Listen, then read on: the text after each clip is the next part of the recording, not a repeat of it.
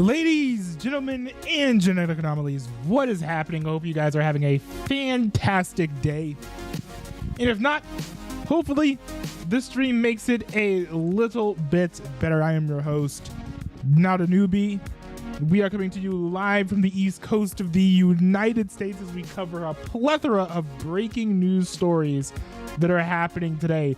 Actually, not all of them are breaking news stories, but we're covering a lot of news stories today. The biggest story is definitely going to be the fall of the Assad regime in Syria.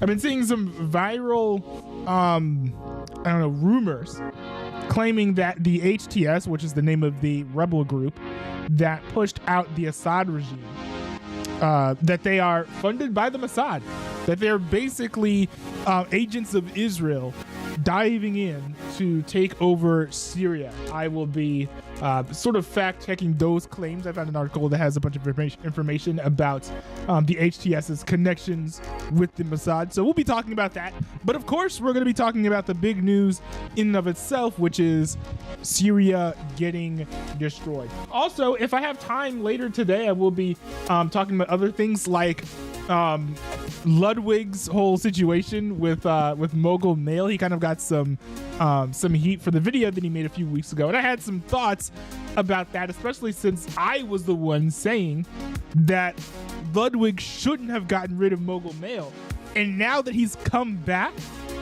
I've sort of completely changed my opinion on that. Also, I do plan on discussing the left in their hunt for the new Joe Rogan, which is a is an expedition that I find quite humorous. So we'll be diving into all of those stories, Lord willing, if I have the time to cover them, as well as a handful of other things along the way. Here, let me pull this up here. Also, a friendly reminder, if you're not in the Discord server, be sure to join it. The link is on screen, so it's not that hard to find. And in the Discord server, we talk about all types of things, a lot of politics. We talk about Christianity. We talk about sports sometimes, music, TV shows, you name it. There's a channel for it on the Discord server. And also, there's this neat little channel called React Requests, where if you send stuff in for the React requests, I'll react to it on the stream, most likely, unless it's like gore or something. And yeah, that way you get to shape the content that I talk about and discuss on the streams. So if you've got something you want me to talk about that I haven't talked about yet, now is your chance. Go for it. But I think the time for general yapping is complete. Let's dive into the big story of the day. This is massive, massive news. Probably some of the biggest news of the past several months. It seems like some rebels have completely dismantled Syria, which is kind of crazy, especially considering that this only happened within a few weeks. But yes, it seems that the Assad regime has fallen. CNN recently ran a segment that I'll be reacting to here, where they showed footage of the rebels actually taking over Syria. So let's check this out. This is CNN Breaking News. Good morning, I'm Victor Blackwell. Good to be with you. I'm Amara Walker. There's major breaking news in Syria as we are coming to air this morning. A lightning-fast rebel offensive ending 50 years of authoritarian rule in Syria. Just overnight, rebel forces say Syrian leader Bashar al-Assad fled Damascus as they took control of the capital, and he has not been seen since this morning.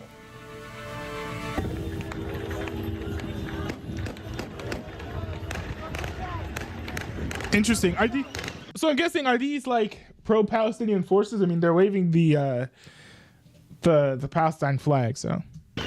You hear it there. The news met with celebration across Syria and beyond. The gunfire there in celebration as rebel supporters cheered in the streets and they tore down monuments to the Assad family.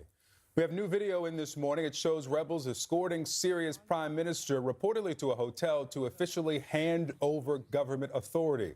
Shortly before that, the prime minister released this message. He said he was ready to work with new leadership. We are ready to cooperate with any leadership the people choose, offering all possible support to ensure a smooth and systematic transition of government functions, preserving state facilities. Was the person on the other hand of the camera holding like an AK-47? Like I wonder if he was under any duress when he was giving the statement. The prime minister said this happened very quickly, with rebels sweeping through the country since launching the offensive last week. That's and they crazy. claim to have 1 week.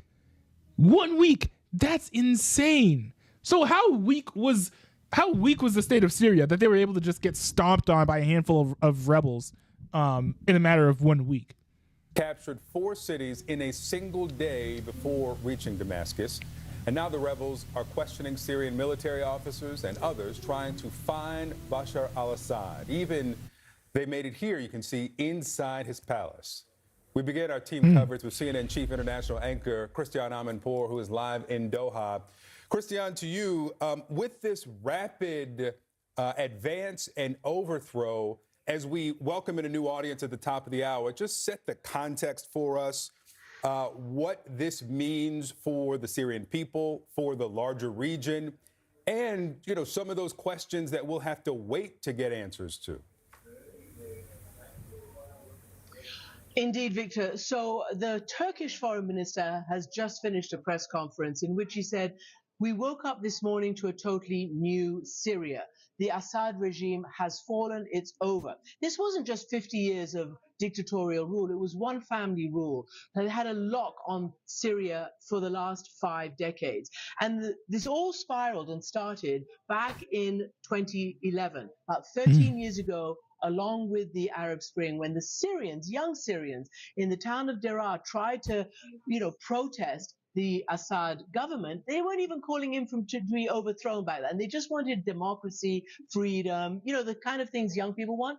The Assad regime reacted very strongly and brutally, and that's what's launched this 13-year civil war. Now, I asked the foreign minister, where is Assad? Is he in the country? And this is what he said.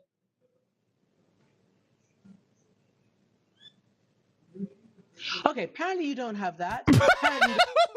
I also was like, hold on, wait. What did he say? Don't have the soundbite, but what he actually said was, I can't comment. And then under pressing for me, he said, I think he's probably now out of the country. So that is what they think. Now, Turkey is a big backer of the anti-Assad forces. Since the beginning, Turkey has been essentially with the anti-Assad forces. Now, while they're not officially taking a massive, victory lap, they're clearly not unhappy about the resolution of this crisis. The question is, who are these new leaders? Who is al-Jawlani? Is he a Democrat? He used to be aligned with al-Qaeda. He then said they're branched off. He's trying to portray himself as somebody who can do what the Turks are calling for now, which is a national unity government, a government that respects the minorities, for instance, the Alawite minority, which supported the Assad regime, that keeps the territorial integrity of Syria. So that's for that. Now, the big picture in the region is that Iran and Russia were the main Assad backers. The minute they saw Aleppo and the others falling over the last week, they pulled back their support. Iran has been moving its troops and its foot soldiers on the ground out of Syria, and the Russians are saying we no longer support Assad, but the Russians are still... Wait, so it seems like people in general are not that unhappy about Syria falling. Now, to be fair, most people aren't fans of totalitarian regimes, and I don't know how much is to be gained from Syria, from supporting Syria.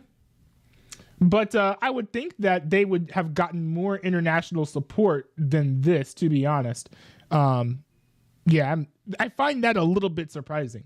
Still there because they have a warm water port on the Mediterranean there. So now all these regional governments, the regional nations, and including the United States, are trying to figure out what is the best way forward for Syria. It's clearly a changed situation, with Iran weakened after the Israeli attacks, with Iran weakened after the degradation of Hezbollah, with Russia weakened because of the war in Ukraine. Bro, wait, are they really firing guns straight into the air? After the degradation of Hezbollah. Bro, we're about to see a friendly fire moment here in a second. That's like, I'm not like the biggest practicer of gun safety, as I do not own a gun other than my my Nerf gun, which is locked away safely from the hands of children, from the reach of children. But I think one thing you're not supposed to do with guns is point straight into the air and fire up the bullets, because all bullets land somewhere. I don't know. Like they must feel really bad if, like, you know, they find out like a few hours later that, like, I don't know, a bunch of civilians in the nearby city just died after a bunch of bullets just fell down and hit them in the head. Like, I mean, these are also very violent people. You would also think that they had learned their lesson. Like, I don't know, maybe this has happened at some point before, but they just enjoy doing this out of reckless abandon. I don't know. I feel like this is something you're very much not supposed to do. I think it's kind of ridiculous and slightly humorous. They're just shooting bullets into the air with no regard for where they'll land. Hezbollah with Russia weakened because of the war in Ukraine, and none of these big backers who for 13 years had invested in Assad against the people of Syria, none of these backers are willing to go out on a limb for him. So it's a new day in Syria, and we're not sure how it's going to turn out, but we're certainly going to keep watching. Yeah, a lot of uncertainty, Christian. And if you can talk to us a little bit more about the opposition rebels led by this group HTS, Hayat Tahrir al-Sham. And in terms of, you know, again, a lot of uncertainty, but how much of this is it being seen as a positive development, given that this rebel group has ties to ISIS and al-Qaeda? I mean, it seems like there is a bit of unease because it's relatively an unknown group. Well, I think that is the million-dollar question. You're absolutely right, Amara. Nobody quite knows how this is going to, proceed. Jawlani, who is the head of this group, gave an interview to our own Jomana Karache when they were still in Aleppo. So that was days ago, before they stormed all the way up and to Damascus, taking cities that, as the Turkish foreign minister, without barely a bullet being fired, like a hot knife through butter, all the way to the capital, and then it was over, because the backers did not stand behind Assad in the end. The sort of slogan of the day by everybody, whether it's the United States, whether Qatar, whether Turkey, is that it's Assad's fault. They're all saying he had a chance while this civil war was sort of on a calm boil, relatively speaking, since 2016, to create and answer the needs of the people and the demands of the people, to create national unity, to make sure that there was an actual functioning government. And the Turk said he never did it. The Qatari prime minister also said to me he never did it. Yeah, and that's true. I think that authoritarians, and as well as nationalists, they don't. One thing that they take for granted is the will of the people, which I guess one would assume goes hand in hand with being authoritarian. But what they don't understand is if you oppress people for long enough, they are going to rise up. Now, there are some things you can try to do to fight against that, like take away their guns, whatever. But at some point, after enough decades or centuries of oppression, people are going to rise up. So I think this guy most likely fell into the same trap that a lot of other authoritarians around the world fall into, where it's like, oh, I have control right now. I am breaking the legs of protesters. Like, we should be good. No one's going to be able to topple me. No one's going to be able to strip me of my power. Here, clearly, Bashar al-Assad is learning that maybe that's not the best way to govern, but a little bit too late. I think his political career is most likely over. I don't think anyone else is going to be hiring him for a job position anytime soon. Lost the opportunity to still be in charge of Syria, and that's been coming for several years. In terms of who this group is, I think the Turks probably know the groups the best. They're also saying that this is going to open up the possibility of all the Syrian refugees who've gone to Turkey, and their millions, who've gone to Jordan, who've gone to all sorts of places and been held in camps for the last many, many years. 13 years these Syrians have been held in these, camps. I mean, they're for their own sort of safety, but nonetheless, they can't move out, they can't work necessarily properly. Now, one thing that's interesting is this presupposing that there's going to be an era of peace in Syria here now that the Assad regime has been toppled? Because what happens sometimes with these sorts of regime changes is that everybody agrees, we should get rid of the authoritarian who's at the top. and then they topple that person. But the problem is there's then a vacuum of power, as well as a question of, well, how then do we proceed? Because sometimes people say, oh, we should lead this way. Some other folks say, oh, we should lead this way. And then before you know it, that country is sort of split into like 2, 3, 4 different factions because people in different places disagree on how things should be run. So I wasn't presuming her to be like, oh yeah, well, these people will just take over. They get along with the Turks or whatever. Like, that's not the type of analysis that I was expecting, because I'm interested in seeing, hey, is there going to be a lasting peace here? Is this a mere regime change, or is the entire nation about to fracture and splinter off? Could we be seeing the end of Syria as we know it, not just in the terms of political policy, but in terms of existence and geography? Seems like she's expecting some level of peace, and she's there, so I think that she probably knows what she's talking about. But that analysis surprises me somewhat. Gone to all sorts of places and been held in camps for the last many years. 13 years these Syrians have been held in these, camps. I mean, they're, for their own sort of safety, but nonetheless, they can't move out, they can't work necessarily properly, and now they'll be allowed to go back, he hopes. Again, I'm sorry, we're going to have to wait and see. You're right, Jawlani was allied with Al-Qaeda and ISIS. He then said, as he was preparing, you could see now in retrospect, preparing to take the reins, kept saying, well, we've broken with Al-Qaeda. We're a different group. We've changed the name of our group. They denounce ISIS as well. The United States, even President-elect Trump said, we don't have a dog in this fight. We're not getting involved in their civil war. Which is good. We will, and certainly the current administration in the U.S. saying if ISIS tries to take advantage, they will do what they've done in the past, which is presumably use airstrikes or the rest against ISIS. We'll wait to see. One thing, very interestingly, the Turkish foreign minister put the U.S. on notice that their Kurdish and other anti-Assad groups, who they have relied on for the last 13 or so years, will not be tolerated. Any Kurdish group that has any links to the PKK, which is the Kurdish group that the Turks call terrorists, will not be tolerated, and the Turkish government, of course, will not work with them. So, one of the big questions I have to say, and the United States has not successfully or convincingly answered this, nor has anybody in this region, how did this happen with apparently nobody, being prepared for it? As surprised as we are, so are all these other countries, which begs the question of leadership from all quarters, as this region is in turmoil ever since, and especially since October 7th of a year ago. And we, of course, are getting the first glimpse of the U.S. philosophy, at least from the president-elect, Donald Trump, who says that the U.S. should not get involved. This is not the U.S.'s fight.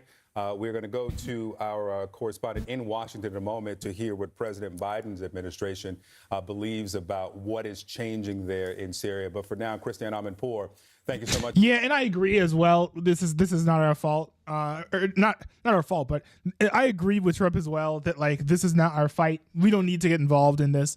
Getting involved with these sorts of things is just how you make enemies internationally, and I don't think that that's what we should be doing. America, our primary goal should be in protecting American citizens, not fighting these wars and intervening in these civil strife situations going on internationally. But yeah, actually, that video queued up there is the next one I wanted to react to, because CNN had interviewed the leader of the rebel group, I believe. I think it is the leader of HTS, yeah. About his plans for, this offensive going into Syria. And this was before all this stuff happened. I think this video came up 2 days ago or so. So this is what the leader of the HTS was saying his goal was in going into Syria. Syrian rebel forces have now taken over Hama. That is the second major city they've captured since launching a surprise offensive last week.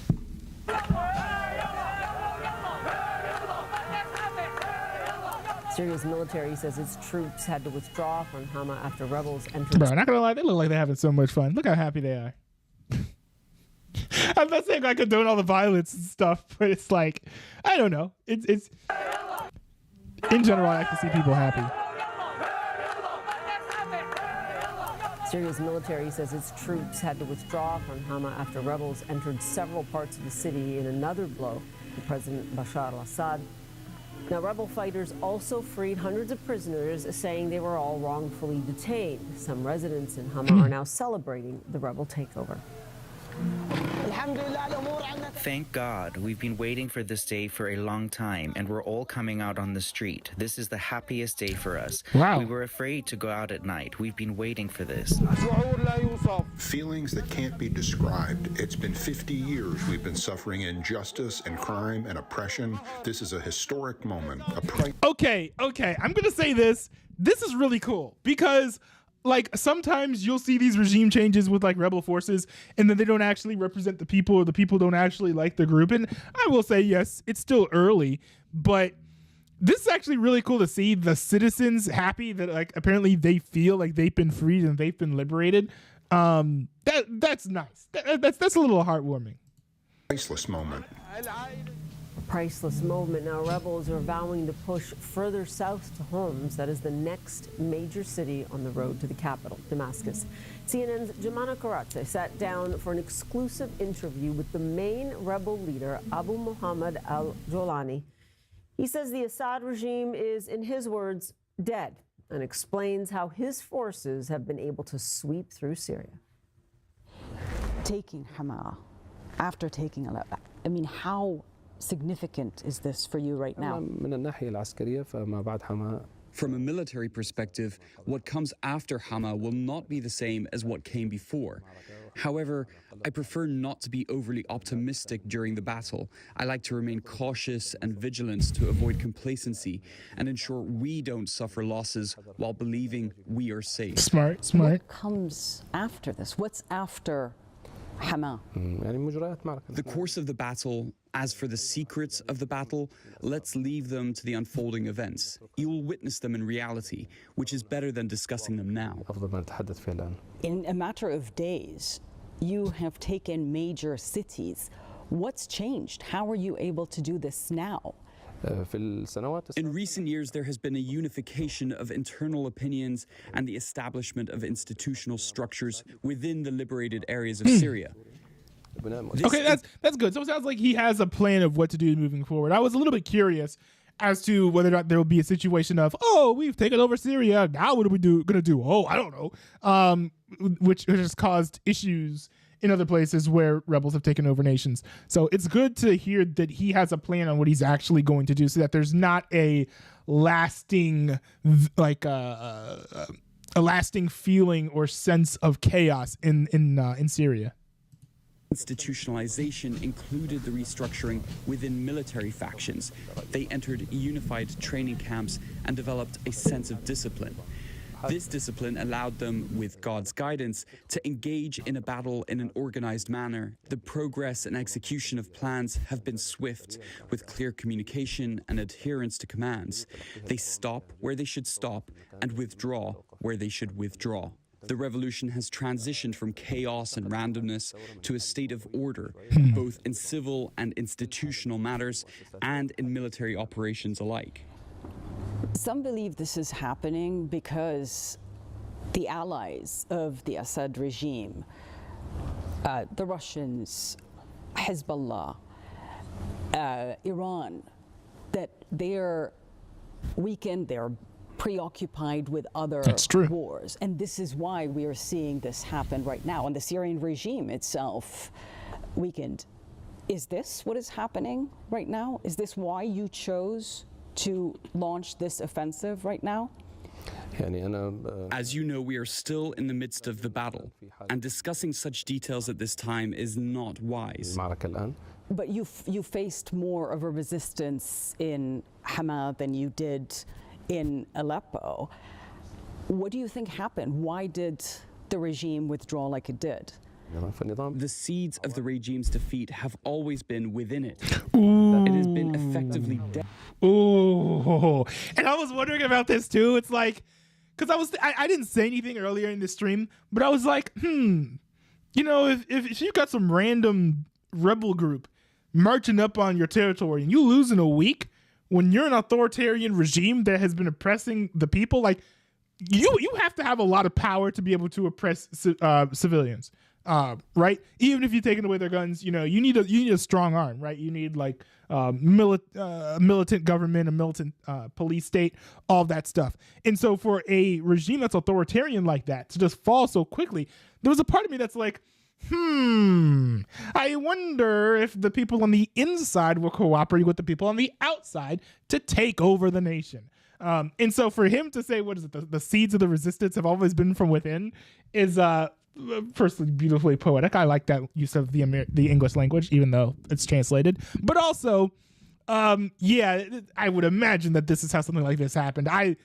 don't know enough about the region to hazard a guess like that, but it's very interesting to see that that's what caused this to unfold in this way. What do you think happened? Why did the regime withdraw like it did?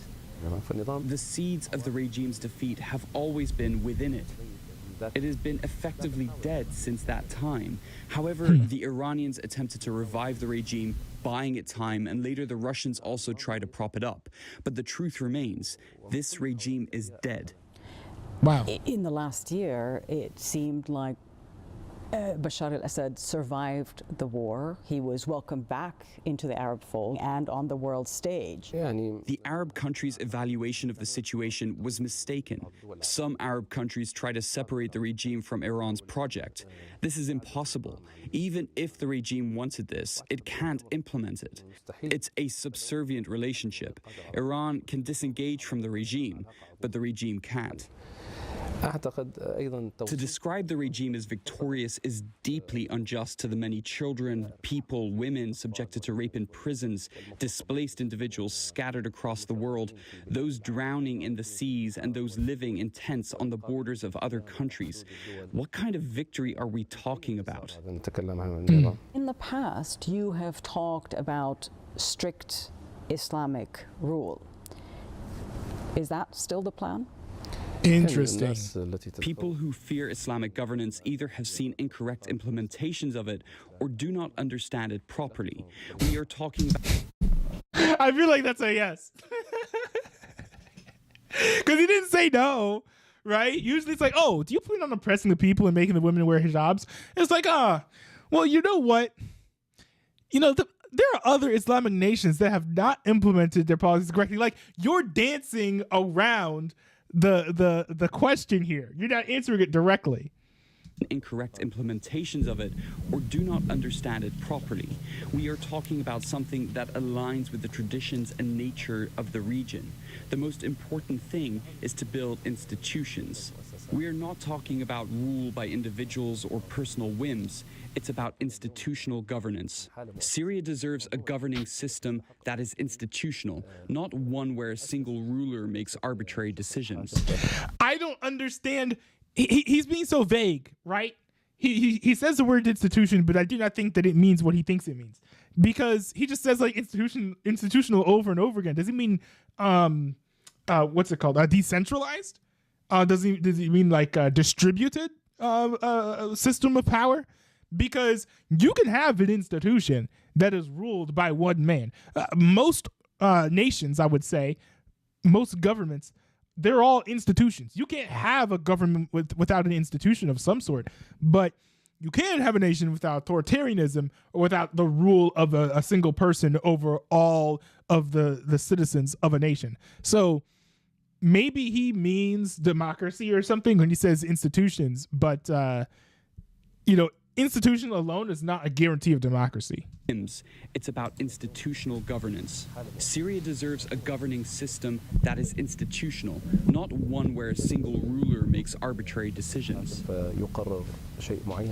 Many Syrians are happy and will be happy to see the end of the Assad regime, but they're also worried about what HTS rule would mean, including minorities.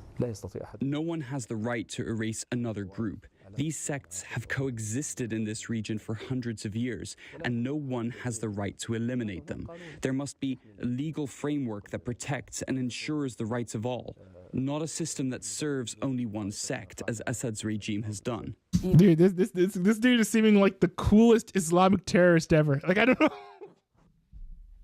Now, of course, he could be lying through his teeth. He could be lying through his teeth for all that we know. But, it sounds like, I think in an earlier CNN segment, they were talking about how they were hoping to prevent further oppression of minorities in Syria. It actually seems like if HTS is being 100% truthful in what they're saying in this interview, that Syria could be improved by Bashar al-Assad being replaced. Which, hey, if what happens results in a net positive, that net positive is something that I will most certainly be happy about. So that is very cool. I just hope he's telling the truth here. Not a system that serves only one sect, as Assad's regime has done. Listening to you speaking, you've gone through quite a transformation. Once an Al-Qaeda leader, your group has had affiliations with Al-Qaeda, with ISIS, and now you are projecting this image of a moderate leader and a moderate group. What is HTS right now? Hayat Tahrir al-Sham is one of the factions in the region, just like all the others. Now we're talking about a larger project. We're talking about building Syria. Hayat Tahrir al-Sham is merely one detail of this dialogue, and it may dissolve at any time. It's not an end in itself, but a means to perform a task confronting this regime. Once that task is complete, it will transition to a state of governance, institutions, and so on.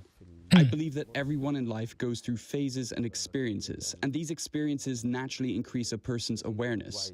A person in their 20s will have a different personality than someone in their 30s or 40s, and certainly someone in their 50s. So are those days behind you? Sometimes it's essential to adjust to reality, and because someone who rigidly clings to certain ideas and principles without flexibility cannot effectively lead societies or navigate complex conflicts like the one happening in Syria. I think it's a little bit interesting, the terminology that he's using. She basically asked, like, well, didn't y'all used to be friends with Al-Qaeda and ISIS? What happened to that? And then bro's answer is basically, I grew up, with age comes wisdom. Am I right? Which is interestingly vague. I also find it generally unconvincing. Because, I think Amanpour in another CNN segment had pointed out that around the time that they had softened their language was around the time that they started prepping for this offensive. So again, I would caution against having too much hope. I am anti-hopium. If you've seen my recent streams, you know I'm anti-hopium. But do not put your trust in princes and mortal men who cannot save. However, I'm anti-hopium. But for all we know, this dude could be lying, right? It's true. This guy could be lying, and he could be just put it in another form of authoritarianism in the place of Bashar al-Assad. People listening to this are going to wonder why they should believe you. You are still a specially designated global terrorist by the United States with a $10 million bounty on your head. Your group is a prescribed terrorist organization by the United States, by the UN, by the EU, and others. I say to people, don't judge by words, but by actions. I believe the reality speaks for itself. These classifications are primarily political and at the same time wrong. I define a terrorist as someone who intentionally kills civilians, harms innocents, or displaces people. If we're being honest, many of the wars waged by major powers in Arab, Muslim, and even non-Muslim countries have involved the deliberate killing of thousands, the destruction of homes, and the displacement of millions. Now, actually, I'm kind of curious, though, because that's actually not a bad barometer, but I wonder if HTS is actually guilty of this. I'm just going to look this up. HTS kills or attacks civilians. Now, of course, a quick Google or start page search isn't going to pull up a comprehensive list of everything that's been done. Yeah, I'm not seeing any headlines initially that the HTS has murdered civilians. But at the same time, of course, this is developing stories. So most of the articles are going to be from the past week. And I don't think in this most recent offensive that HTS has murdered civilians. So, it's one thing to say stuff like this. It's another thing to abide by it. So I think that'd be one thing to look out for as well. And the regime itself is guilty of such actions. But the U.S. and others would say is that you were parts. Bro, I'm digging the cinematography on this. Is guilty of such actions. Bro, look at this sweeping the US shot. And others would say is that you were parts of groups that did exactly that. Personally, I have not done these things. The situation. What a cheeky response. Like, how many people has like Putin personally killed? Right? Probably like, I don't know, none. I would imagine. But if you tell someone to do something, like if you order people to go kill an individual, you're responsible for that, right? So this idea that he could skate around the question by saying, well, I haven't killed anyone. Who, me? Little old me? Like, come on, fam. Come on. Like, that's not what we're talking about, bro. Situation must.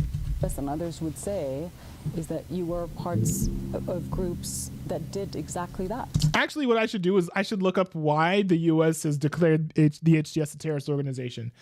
Because I'm sure within that there will be listed examples of what the HTS did, probably against civilians, that would provide an explanation. Personally, I have not done these things. The situation must be understood in its historical context. There was a massive war in Iraq that deeply stirred people's emotions, prompting many to go there. The circumstances of that war led people to various places, and my path led me to one of those locations. Given my level of awareness and my young age at the time, my actions evolved to where I am today. I didn't go to Iraq with those intentions. I went to defend the Iraqi people. When I returned to Syria, I didn't want to bring what happened in Iraq into Syria. That's why there were disagreements between us and ISIS. People would be wondering why you've agreed to speak with us. So it sounds like what he's saying there is like, I wasn't a political wonk when I came in. I didn't really know what I wanted, which is why I joined ISIS initially and why I left, which is a little bit more convincing than the answer that he gave earlier. But I wish that he was more specific with what it is that ISIS has done. ISIS has done a lot, So if you agree with ISIS enough to break away from them, then I feel like you should have some examples of things that you disagreed with ISIS on. You could be like, you know what, I disagreed with ISIS's position on this. I disagree with ISIS's position on this. We butted heads on these ways of whether or not we should proceed forward in this direction or in that direction. And that's why we ultimately went away. But this guy's giving just a vague answer of like, well, I figured out what I wanted to do when I grew up, and our aspirations weren't aligned, so we just broke up. Like, okay, we know there's a lot more to the story than that. People would be wondering why you've agreed to speak with us. What is happening in Syria is significant for the entire world. This event has positive repercussions globally because under the regime's rule, Syria became a source of concern and trouble for everyone. Stabilizing Syria will bring many people back. Today, in the liberated areas, about 1/3 of the population lives in camps, approximately 1.5 million people. I believe we can soon reach a point where there are no camps. With the rehabilitation of the liberated areas, people will return to their homes. Many refugees in Turkey will likely return, as will a significant number of refugees in Lebanon and Jordan. Even refugees in Europe may return to rebuild their country. And that's great. Fascinating interview there. I want to thank Joanna Karatse and her crew for that exclusive. And that's great because, we do see internationally, especially in Europe, I've noticed, a lot of people hold on, let me see, what is this?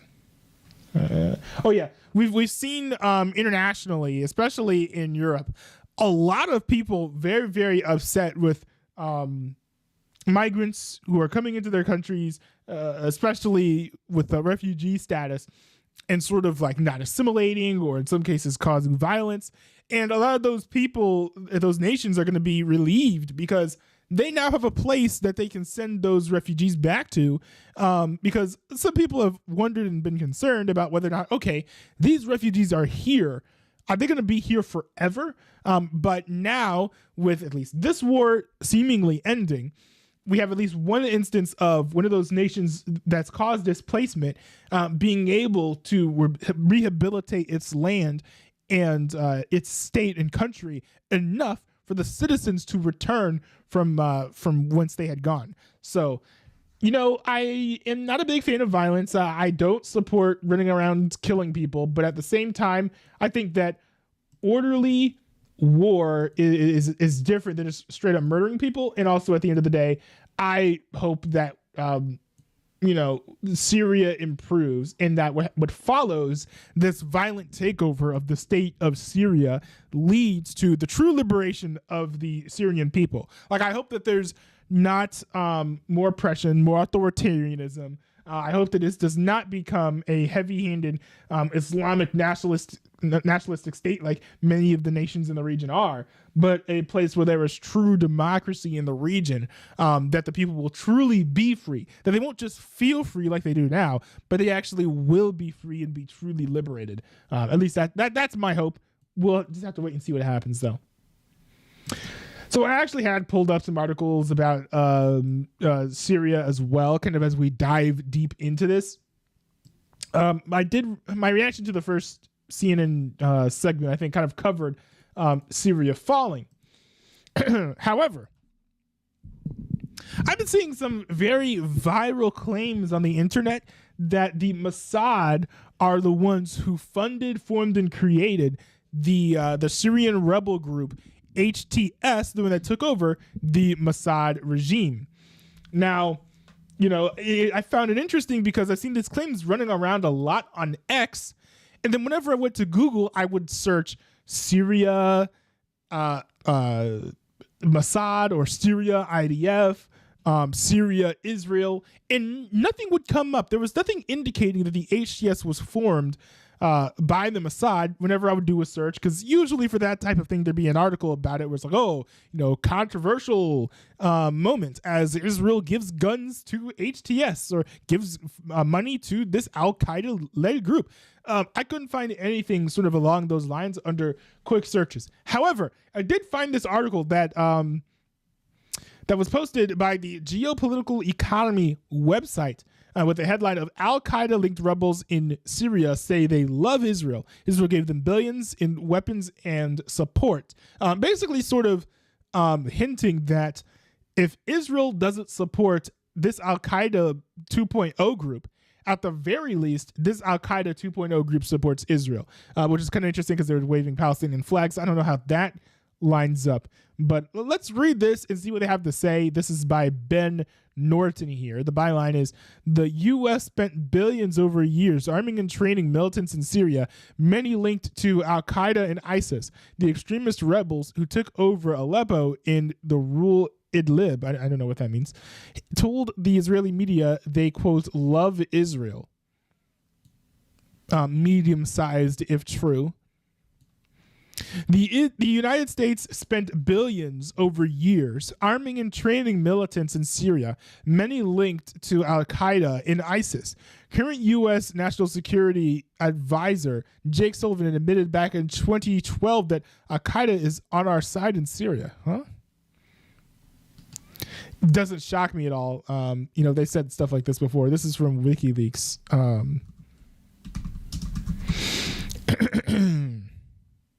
Oh, this is an internal email that they leaked. Oh, that's interesting. This is from Jake Sullivan. Seen last time, Al-Qaeda is on our side in Syria. Otherwise, things have basically turned out as expected.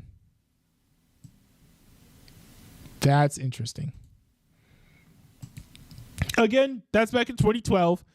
That's the Obama regime. Right, I may be black, but I don't claim them. So, don't hold me to that one.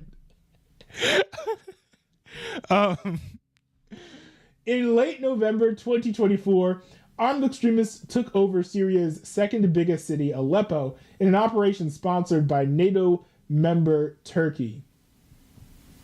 Okay, so yeah, let's see what source they use for that. That's the Times of Israel. This one thing I like about independent media is a lot of the times, even if they're biased or wrong, they will cite their sources. So I do appreciate that.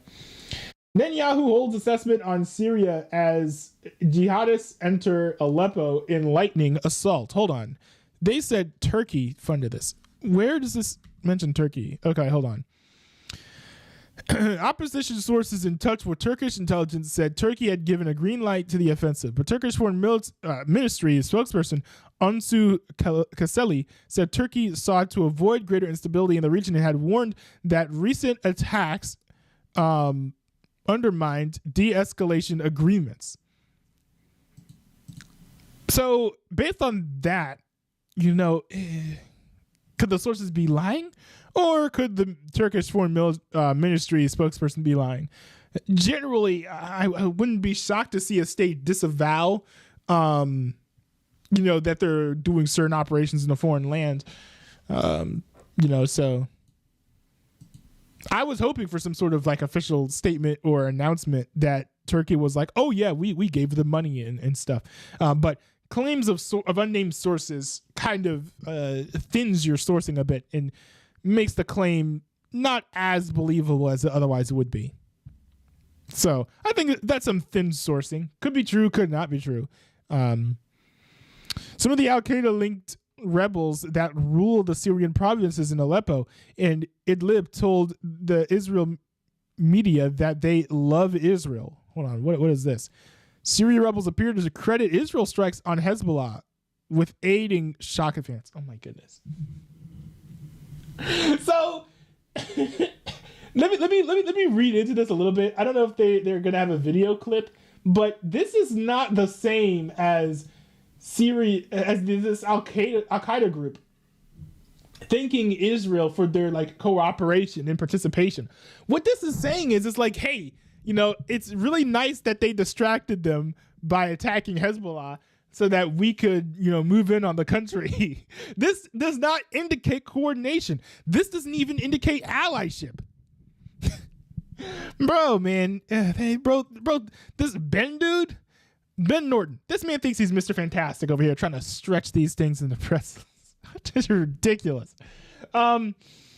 Syria, hold on, let me just read the byline here. Opposition figures speaking to Israeli television say they love Jewish state and want to forge friendship. Report indicates Hezbollah may be sending forces to Syria as Assad looks for help. I mean, everyone wants to be allies, No one moves into a new neighborhood and says, I want to shoot all the neighbors in the face. No, nobody says that. It would be, I want to get along with my neighbors. I'll be bringing pies next door, whatever, blah, blah, blah. But then as time goes on, people's true natures begin to emerge.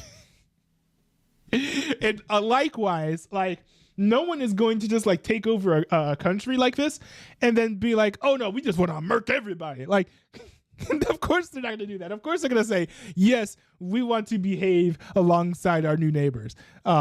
That's just normal parts of international politics and diplomacy. But hold on, where is Israel mentioned? Okay, yeah. Well, here's the context right here. It says the rebel offensive was launched just as a ceasefire went into effect between Israel and Iran-backed Hezbollah in Lebanon, which had suffered serious setbacks to its manpower and arsenal in recent weeks after Jerusalem launched an intensified campaign aimed at neutralizing the threat posed by the terror group to northern Israel. Nobody knows if Iran and the regime would have been weakened without the recent Israeli attacks in Syria, which have allowed us to return and free the lands in the country. A man described as an opposition activist from the Aleppo area told Israel's Cannes public broadcaster in comments aired Angry Sunday. Canadian. Yeah. Said in the chat, I hate school. Don't we all? Yeah, what? Why do you think I dropped out? The Angry Canadian. Said in the chat. Oh, man. Also, I got in trouble. Oh. Did you get a spanking? What has occurred here, my friend? Also, welcome to the chat. Welcome to the stream. But yeah, this is not them saying that they're allied in any way. This is literally just saying, like, I'm glad that they were weakened and distracted so that we can move in. Well, it says here. Okay, so they interviewed some rebels. It says both the rebels had no issue with Israel. We love Israel and we were never its enemies. The man from the Idlib area said Israel isn't hostile to those who are not hostile towards it. We don't hate you. We love you very much. Which again, no indication of coordination, right? So this claim here, which is, very seemingly trying to tie one group to the other, really is just the Syrian rebels fangirling over Israel. I mean, this could very well be unrequited love for all that we know. Let's see here. Israel has for years given weapons and other forms of support to extremist rebels in Syria, including Al-Qaeda, which have sought to violently overthrow the government of President Bashar al-Assad, who has refused to recognize Israel and has provided military aid to resistance groups in the region. Is this the video? Oh, bro, I ain't reading all this. I ain't watching all this. It's 32 minutes long. I guess it's a video version of this whole article here. Yeah, rebutted Al-Qaeda takes over Aleppo. We do know this. The angry Canadian said in the chat, I collided with a signage causing it to fall down. Oh. The angry Canadian said in the chat, it was a bike sign. Well, why did you do that? That's not a smart thing to do, man. See, if I were you, I just wouldn't have knocked down the bike sign.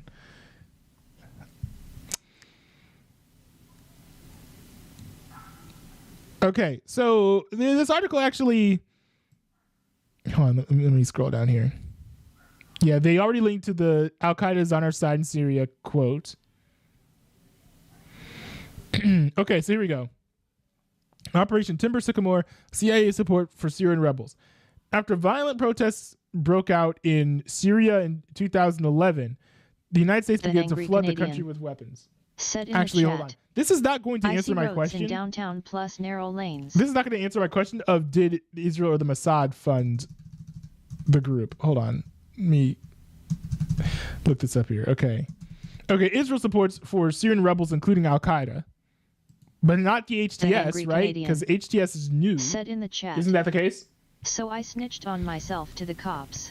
Ice roads in downtown plus narrow lanes. So I snitched on myself to the cops. Interesting. I mean, I guess that's better. That's more of a confession. It's not snitching. But, like, that's better than, like, you running and hiding and then the cops finding you or whatever. You getting in trouble for a hit and run on a bike sign. Like, don't put yourself in legal jeopardy like that. Just fess up to what you've done and suffer the consequences, whatever that might be. I don't know what it is. You said you're in trouble. I said, did you get spanked? You didn't answer. I don't know if you went to jail or something, but I hope you're all right and you can afford to pay whatever fine they're going to give you. Because usually fines come with that, at least in the States, I would imagine. But anyways, here, this section of the article sort of talks about Israel's support for Syrian rebels, including Al-Qaeda. I don't know if it's going to refer to HTS specifically, but we'll see. The angry Canadian said in the chat, they said the incident is very minor and they decided not to press charges. Oh, okay, that's good. That's good. Based Canadian police for once. Based Canadian police. Israel was directly supporting Al-Qaeda-linked rebels in Syria as well.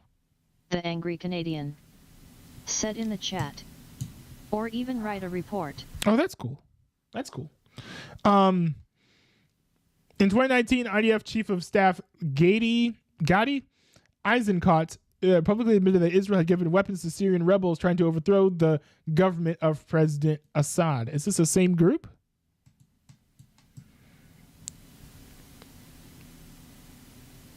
Is this the same group?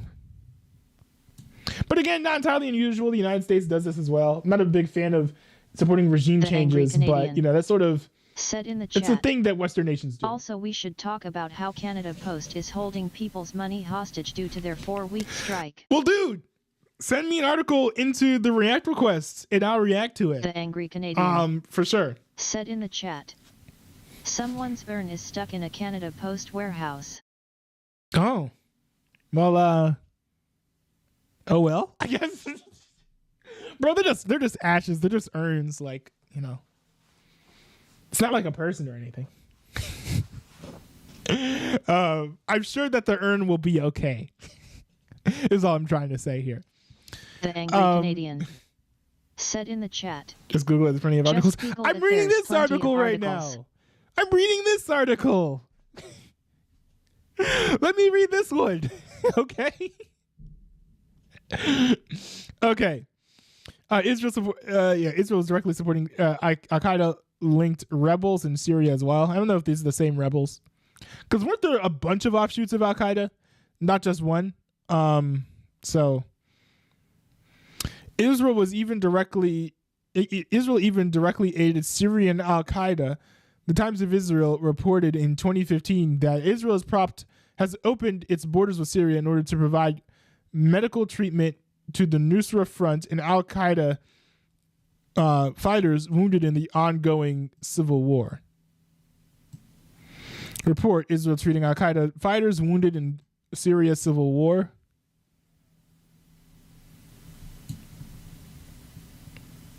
Israel opened its border. That's interesting. I've never heard of that before. You're hearing about a civil war that's happening next door, so you open up your borders that are normally closed and go in and you give medical aid. Is medical aid bad? No, but it's a little bit unusual, I would say, to do a move like this. Now, to be fair, I don't think the state of Syria has ever been big fans of the state of Israel. So this very well could be the enemy of my enemy is my friend type of situation.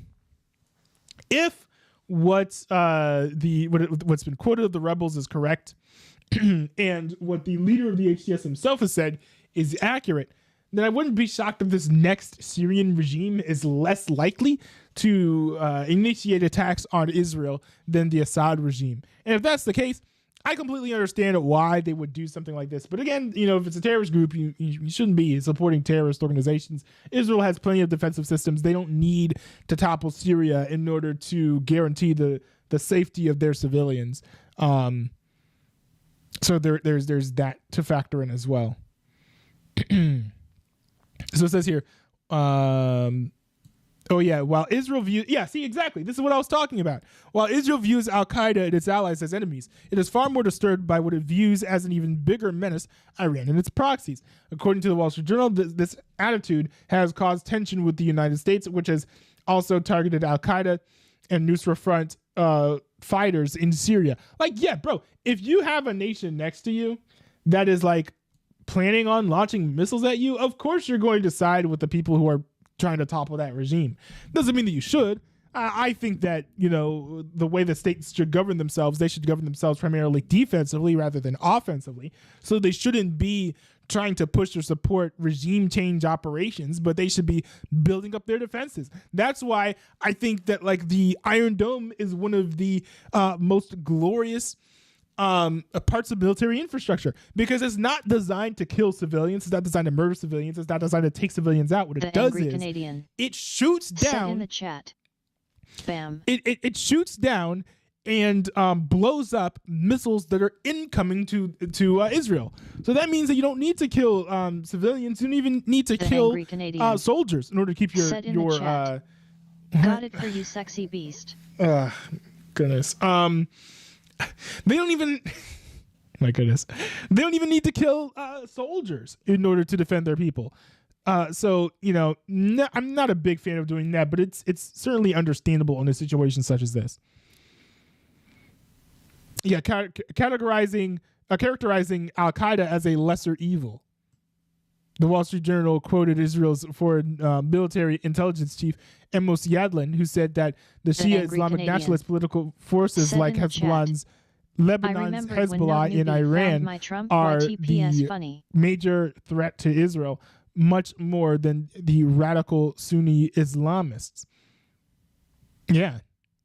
Yadlin happily noted that Al-Qaeda hasn't bothered Israel and was instead focused on fighting Israel's enemies for it. Yeah. And let me ask the crowd, what did Trump do? Screams the immigrant song. Oh yeah. Syrian rebels said love Israel. Yeah. This is a useful article, I think.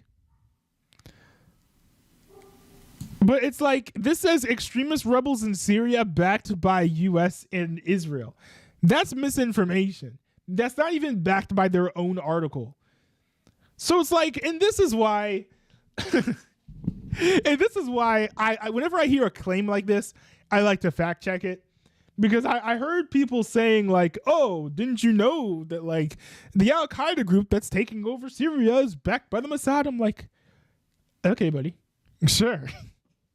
Because like this rings very much like I think it was, from what I've heard, I think this was Russian propaganda that the forces in Ukraine fighting Russia, that they were like Nazis or something, right?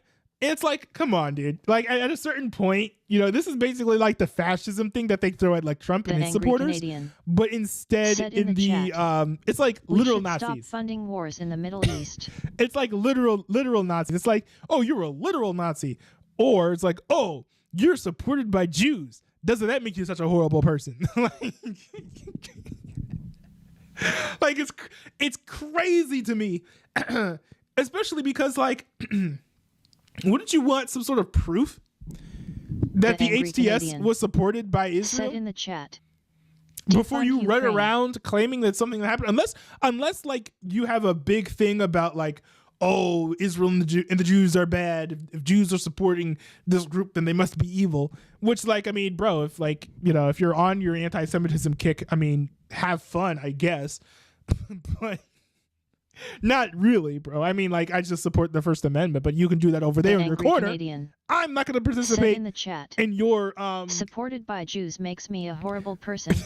Wow, I didn't know Hitler thinks I'm horrible. It's like not that I support it, but it's a free speech. But at the same time, you could go over there and push that propaganda over there. I'm not going to participate in that. So yeah, I wanted to dig into that, and I'm glad that I did. The Angry Canadian sent some messages in the chat. I do want to respond to those before we hit our next stories.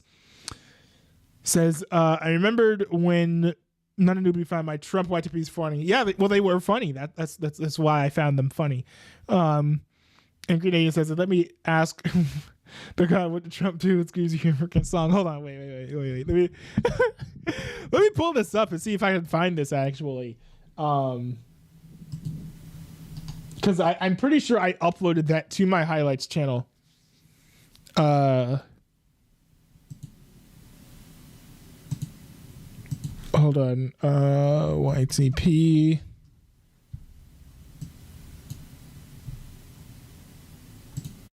Was it this? All right. Maybe this was it.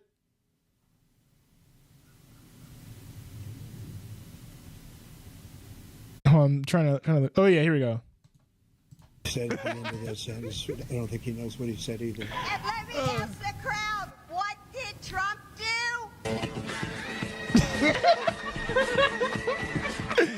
It still hits. That might be the funniest end of this whole thing. He knows what he said either. And let me ask the crowd, what did Trump do?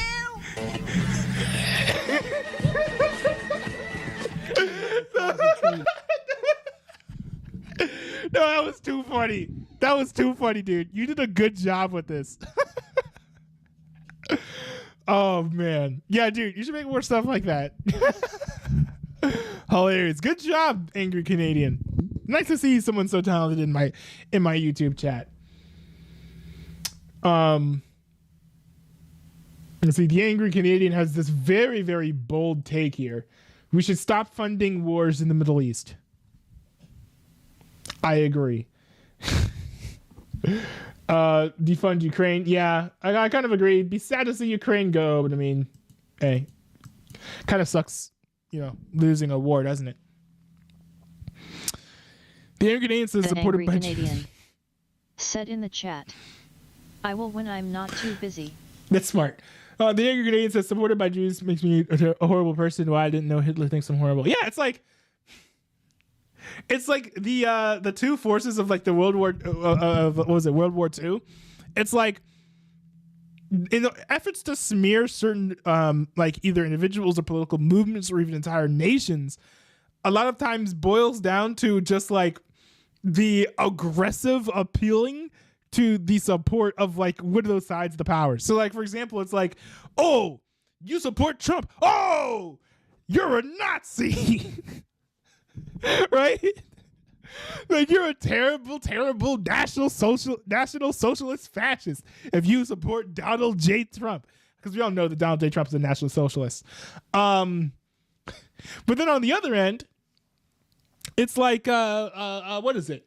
Ironically, I think it's, you know, if you support the Jews, then you're like, or Israel, you're a horrible person. It's like, well, okay, man, what do you want me to be? You want me to support Israel? You want me to support Hitler? Like, what do you want from me? Trump is president because God made it so. I mean, true, based. All right, literally. That's how it works. All right, I'm going to react to this video here. This is from the ABC out of Australia. They went and asked themselves a question: who is the Syrian president Bashar al-Assad? Because people have been asking themselves this question in the wake of the regime being toppled. Because, of course, whenever someone sees someone losing, you got to ask yourself the question: are they the good guys or the bad guys? Said in the chat. Can Trump annex Canada, please? No. So what more can you tell us about what is unfolding in Syria right now? Well, Ruby, it's very dramatic. It looks like, based on what we know so far, that the Assad regime is falling. It looks like there's no sign of Bashar al-Assad. It's extraordinary given that for 54 years, the Assad regime, it's a dictatorship, a brutal dictatorship, has had an ironclad grasp on Syria for much of that time. And the images out of Damascus overnight of Hafez al-Assad, the late father of Bashar al-Assad, the current leader, of the rebels pulling down his statue. The angry Canadian. The times I've been into Syria, anybody who even tried that has been executed summarily. It looks like there's 2,000 or so Syrian soldiers fleeing into Iraq. As Eric Torchek just said, it looks like the rebels have taken, or the army has fled the south, Deraa, which is where the uprisings began in 2011. The rebels, what we know so far, the rebels have taken Aleppo, the second largest city and the commercial centre. The rebels have taken Hama. The rebels look like they're about to take Homs, if not already. They've taken Deraa in the south. And it looks like that the Syrian regime, the soldiers are fleeing. Now, Bashar al-Assad will be thinking of images of people like Colonel Gaddafi and Ceausescu in Romania. When dictators fall, they tend to be treated very badly, very cruelly. The angry Canadian. Ceausescu, of course, in Romania, was shot dead in the snow Canada great outside again. a toilet block like a sick dog. And Colonel Gaddafi, of course, in Libya, was found hiding in a pipe in a stormwater drain. And so there would have been, in all of these dictatorships in the Arab world, they would have had an escape plan ready. That would have been a standard plan. That would possibly involve tunnels under the palaces, and it wouldn't surprise me if we hear the news at any point that Bashar al-Assad has fled, but we simply don't know. It's a chaotic situation. He was right about that. Yeah, a lot of those actions by the rebels that you just listed have happened just in the last few days. I mean, this is accelerated so fast. Why has it been happening so quickly? This is one of the most dramatic, swiftest operations I've seen in the Middle East. These rebels, the Hayat Tahrir al-Sham... Yeah, that shocked me as well, but I mean, it made sense because the leader of the HTS kind of revealed on CNN that basically they had help from the inside. At least that's what it seemed to be. Like he was saying, reading in between the lines. So that explains it. That makes sense. That it got toppled so quickly. The angry Canadian. In the Middle East. Said in the chat. These rebels, the Hayat Tahrir YTP makes Canada great again. I'm not going to run for president in Canada. I'm not going to be able to defeat whoever's over there, the powers that be. I'm going to get arrested and jailed for life before I was able to even to make my run for president. I've seen in the Middle East. These rebels, the Hayat Tahrir al-Sham, they had moved to Idlib. They're a sort of an offshoot of Al-Qaeda, and they tried to rebrand themselves. This is like the Taliban 2.0. This is jihadist 2.0. This is the warm and caring jihadists. They'd moved up to Idlib, tried to repackage themselves, but clearly built themselves into a formidable fighting force. And one of the messages out of all of this is a dramatic failure in intelligence. You should have seen the downfall of South Korean president. Yeah, I've got a video about that. There's more stuff to follow up on because I know that he is now going to resign. But I have one video about that. I'll be doing another stream about that in the future. So yeah, I know I said I would keep the TTS on. I would have turned it off just because while I reacted to videos, it's going to be easier for me to get through them. But I'll turn it back on when I'm not reacting to videos anymore. And one of the messages out of all of this is a dramatic failure in intelligence by the Syrian regime, which has eyes and ears, we thought, everywhere, but they clearly didn't know the capability of the HTS group, who then made this lightning strike on Aleppo. And interestingly, a lot of the people... No, the Canadian. I heard that he was going to resign. That was the news today, at least. That was just a headline. I haven't read the article, but yeah, no. He's apparently just going to resign. He survived the impeachment vote, I heard, but he's going to be resigning. Who then made this lightning strike on Aleppo. And interestingly, a lot of the people in towns like cities like Aleppo and Hama appear to be welcoming these people. A lot of Syrians don't like the brutality of the Assad regime. Dude, Toyota sales are going to be through the roof. Look at these rugged machines. These people. A lot of Syrians don't like the brutality of the Assad regime. And so for a fighting force like this of rebels to have got the capability to unlodge a regime that's backed by Russia and Iran, who have both helped keep Assad in power, it's a spectacular story. And the speed of this, as you say, quite unprecedented. So I guess making predictions about the future is difficult. But do we have any sense of where things may go from here? What we know for sure is that this will certainly lock Syria into at least a permanent civil war now. The rebels have enough capability, clearly, to entrench a civil war. What we don't know is the Assad regime going to flee? And if they flee, then into that vacuum, I mean, the rebels are hardly an alternative government. It certainly suggests that there's... Well, they claim... Look at them again, shooting bullets straight in the air. Ridiculous. But, I mean, no, the rebel leader did say that they have plans to form a government. So we'll see what happens there. A long period of chaos and upheaval ahead in Syria. Global Affairs Editor John Lyons, thank you for that. Interesting. But yeah, I remember I did pull up, I had sourced some videos about Assad. Hold on, let me see. No, not that video. That Bashar one is, al-Assad. Oh, let me see here. Well, we've got that video right here. Because, you know, I've heard also... The UN's envoy to Syria has called for urgent talks. Because I've heard that, hold on, I'm going to pull up this one last video here. In February. Okay, there we go. So I've heard that about like different things about Bashar al-Assad, and you know, of course I didn't grow up under his rule, but yeah, I did want to react to a handful of videos here, kind of talking about what life under the Assad regime was like, some of the bad things that he has done. Just to kind of get a perspective of why it would be that the Syrians would be so happy to see Assad fall. So I've got 4 videos here. This is the first one. This is from Sky News Australia. This one's called Dictatorial Syria's Collapse Under Bashar al-Assad Analyzed.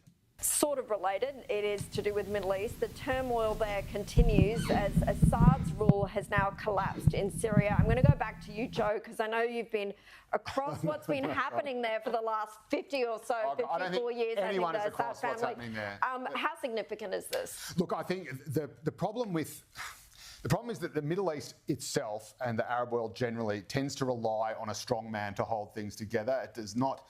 These countries were not constructed with natural borders that go along the lines of conventional tribal or religious affiliations, and you usually need to have a horrendously oppressive dictatorial, sometimes theocratic force, in the case of Iran, which does have some sort of cultural sort of cohesion, to be able to suppress all these competing tribes. In the case of Syria, of course, you've got all these diverse religions. You've got the Kurds as well, who are in all sorts of trouble, and we should never have abandoned.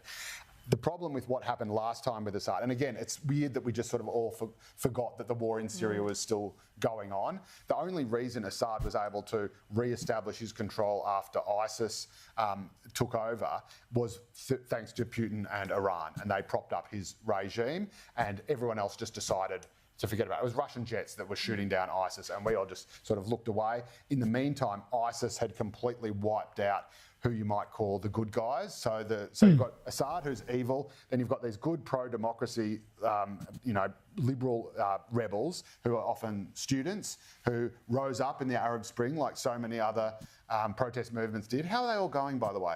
And then immediately as there's a rebellion there, that super evil guys, i.e. ISIS or Al-Qaeda, think, right, this is our chance. Muslim Brotherhood in Egypt is another one. And they completely cannibalised. And that's what happened here, because Al-Qaeda was... that is exactly what happened in Syria. So we shouldn't quite be celebrating... That's exactly right. So suddenly, Assad becomes the left... I mean, I think that, there's a danger in leaning too far into either side, because you could always be wrong.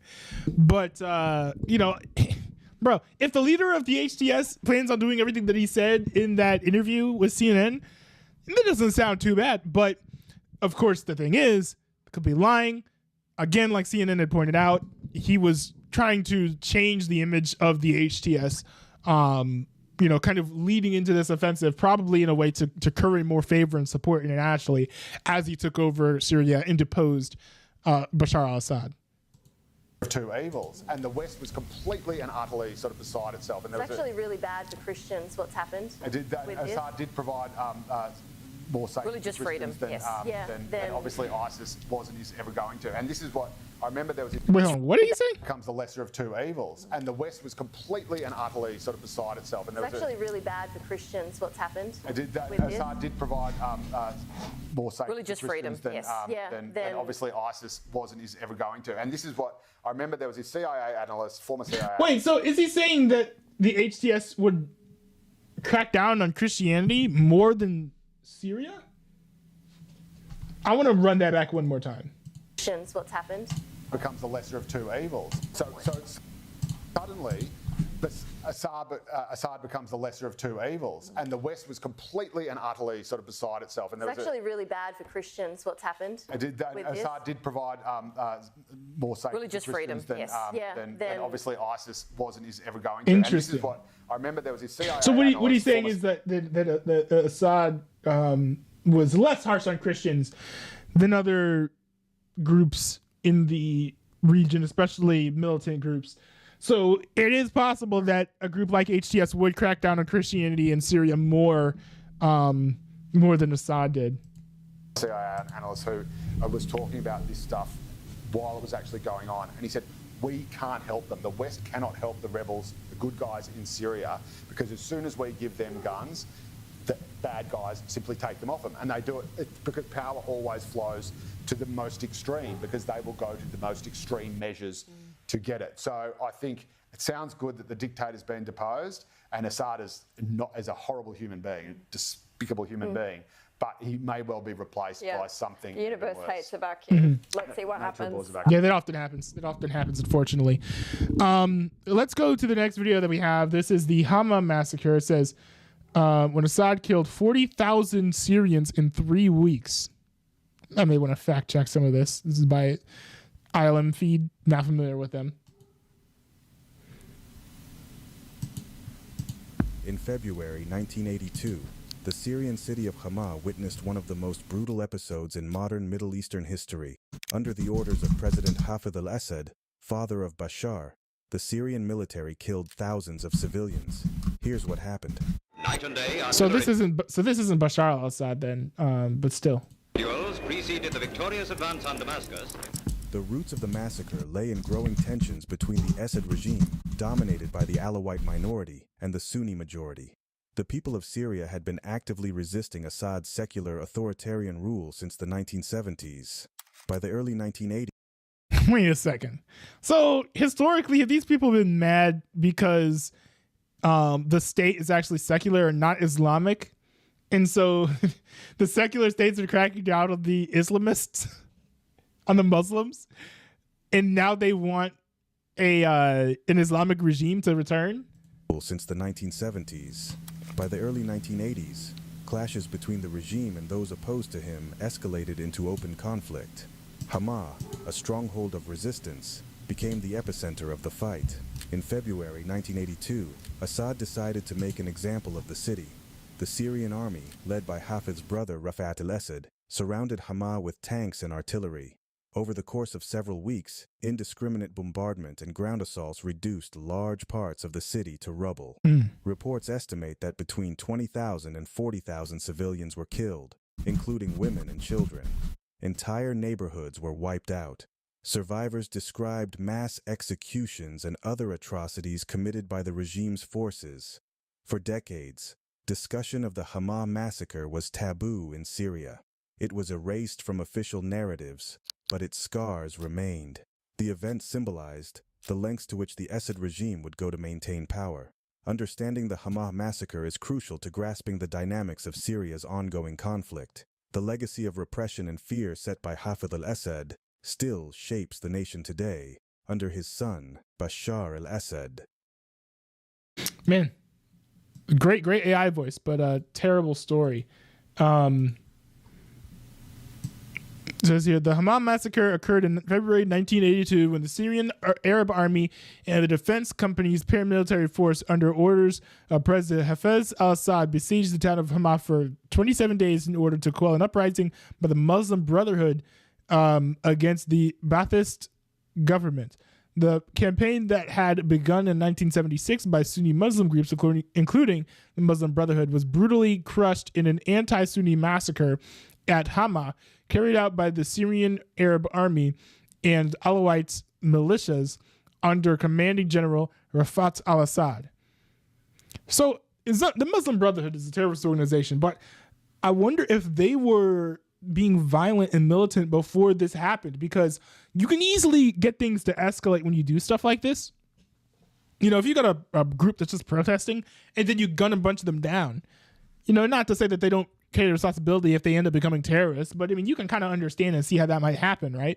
Which is why it's important. It's one of the reasons why it's important not to respond violently to political disagreements like this. I do find that kind of curious, though. Prior to the start of operations, Hafez al-Assad issued orders to seal off Hama from the outside world, effectively imposing a media blackout, total shutdown of communications, electricity and food supplies to the city for months. Initial diplomatic reports from Western countries stated that 1,000 were killed. Subsequent estimates vary, but with the lower estimates reporting at least 10,000 deaths, while others put the number at 20,000 or 40,000. The massacre remains the single deadliest act of violence perpetrated by an Arab state upon its own population in the history of the modern Middle East. Yikes. But at the same time, it's not Bashar al-Assad himself. Couple other videos here. This one is from France 24. Bashar al-Assad and his predecessor father Hafiz al-Assad, as you mentioned earlier, sir, were known for being some of the most brutal dictators in the region, really. Can you just take us through what life looked like under their regime, especially for civilians, for political prisoners? Yes, exactly. I just want you actually to point out to the political prisoners. The main course of the Syrians in the last 24 hours just to reach the thousands of political prisoners. We saw horrific videos of women, of children, 2 or 3 years old in prison inside Naya. And still today, still now, after all what's happened, we cannot open the doors of these prisons because under secret code and all of that. It's absolutely wild to me to see these like these protests and celebrations over here, and like there's like 5 guys across the street. Like, that's crazy. And I've been working on Syria for almost 30 years. I shocked of some information today about secret prisons in Damascus and in other areas.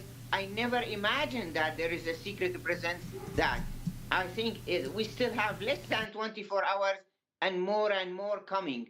But this is a brutal regime, ruthless regime, is not dealing with his opponent, but also with the dealing with every Syrian citizen who say, or maybe with some of the secret reports, can oppose the regime.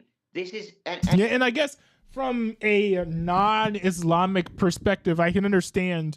Some people would be worried about the danger of having an Islamic nation in the area because they tend to be pretty brutal and oppressive to their citizens. But at the same time, you have to honor the autonomy of the citizens there. If that's the type of regime that they want, I would say that they have a right to that. To be honest, as oppressive and as horrific as I might find that to be personally. So certainly these people shouldn't have been shot at and attacked and oppressed just for protesting. I feel like it's bad. We could be in between the rock and the hard place here, where we've got a secularist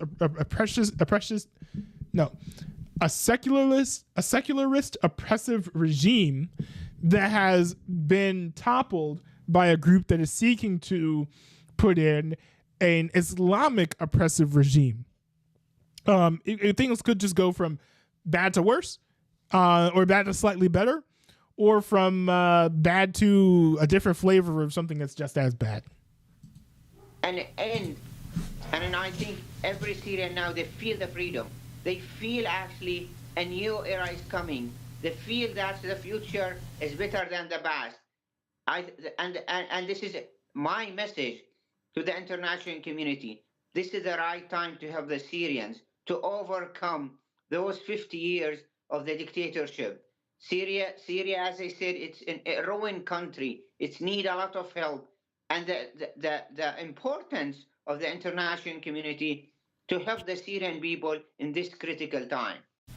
And we've got this last segment here. This is from Al Jazeera, where they said, few shedding of tears for the fall of the Assad regime. The UN's envoy to Syria has called for urgent talks. Now, I find it interesting that Al Jazeera is saying this to a degree, but not entirely shocked because, hey, the Assad regime was secularist and Al Jazeera is Islamic. So they probably are definitely more likely to side with these rebels than, some others might be. The UN's envoy to Syria has called for urgent talks in Geneva to ensure an orderly transition. Geir Pedersen sat down with Al Jazeera's diplomatic editor James Bays on the sidelines of the Doha Forum here in Qatar. So I think what is important is that we is able to find a situation where there is a political way out of this. And that political way, as I said, needs to be very different from what it has been before. It needs to be a process that is inclusive of everyone, and where we really focus on that there needs now to be, a unity, stability, where Syria is able to restore the sovereignty of all its territory with a new, I said we shouldn't work on the constitution, but what we need to work on is an understanding that there needs to be a new social contract in Syria that brings the Syrian people together. A lot of wounds that needs to be healed, and a lot of challenges, but that's the only way forward. Let's speak now to Kenneth Roth. He's the former executive director of Human Rights Watch. He's conducted several investigations of rights abuses in Syria. Joins us now from Geneva. Thank you for your time. You've described the Syrian regime in the past as one of the most brutal regimes on earth. Your reaction to their fall today? I have to say, few people are shedding any tears over the demise of the Assad regime. This is really one of the world's most ruthless regimes. And if you think about what they've done, they've executed or tortured to death thousands upon thousands of prisoners. They've used chemical weapons against their own people. They dropped repeatedly these notorious barrel bombs, filled with shrapnel, designed to maximize damage in civilian areas when those areas were held by the armed opposition. So this is a man who has been willing to do absolutely anything to retain power, with the effect that, some 12 million Syrians were forced from their homes, roughly half into exile, half displaced within the country. So, we all hope that this is an important new beginning. We don't really know that much about HTS. They say that they have reformed from the Al-Qaeda past. They've been behaving better during this fighting. We just hope that this continues, and this really does mark a big positive new step for the Syrian people. You mentioned the prisons. I mean, we've seen... Yeah, but you never know. I mean, one thing is, I just get the impression that these civilians, they want an oppressive Islamic regime. That I don't know, when the people on your side are like the Muslim Brotherhood, what else am I supposed to believe? So yeah, I think whether or not the HTS are even good faith actors remains to be seen, but it's not guaranteed that they're the ones who end up with the power. Someone else could come in and take it from them. They could open up a democracy, and then more radical forces end up winning elections. We have not yet reached a point of stability in this conflict as of yet. Positive new step for the Syrian people. You mentioned the prisons. I mean, we've seen jubilant scenes at the main prison in Damascus and elsewhere where the opposition has gone to free people who've been imprisoned inside for years without trial, without many of them seeing their families. You've documented a lot of what's been happening in prisons in Syria under the Syrian regime. Tell us more about how many of the people got into those prisons and their treatment there. Well, I mean, tens of thousands of people were imprisoned. What's remarkable is that we're hearing now of prisoners released where their families hadn't heard from them for decades. Wow. This is just, it's so brutal. It's so remarkable.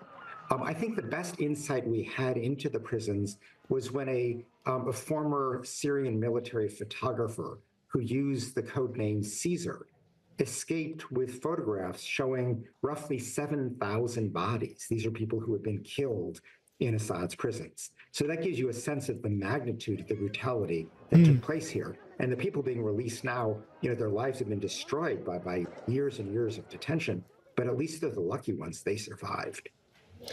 You mentioned the group HTS. Of course, it and some of its partners do have a violent past with allegations of conducting human rights abuses. It is also still prescribed as a terrorist organization by the UN and several governments. How concerned are you really about them essentially being in power of a country hugely divided by lots and lots of sects? Well, I have to say, I've been heartened by this. Sorry, I was just reading the captions there. A country hugely divided by lots and lots of sects. Well, I have to say, I've been heartened by the statements of Jolani, the HTS leader, stressing the diversity of Syria. I'm stressing the importance of respecting these differences. At the same time, they've governed Idlib now, the northwestern province, for years. And, while they have not replicated Assad's brutality, it's not as if they've been tolerant of dissent. So, a lot remains to be seen. And, is HTS really going to allow some more rights-respecting version of Syrian rule to emerge? Could you go into a bit more detail about what you mean by that? As you say, they have held control of Idlib. They have been essentially like the de facto government there for some time. As an organization, what can you tell us about their rule there? But they really did try to build up a civilian government. So they were key in allowing the transfer of humanitarian aid from Turkey into northwestern Syria. They, began to build institutions, schools. They tried to resurrect the hospitals that the Syrian and Russian governments were bombing. So in that sense, they really did try to provide services to the Syrian people and show themselves, ready to be a government in that sense.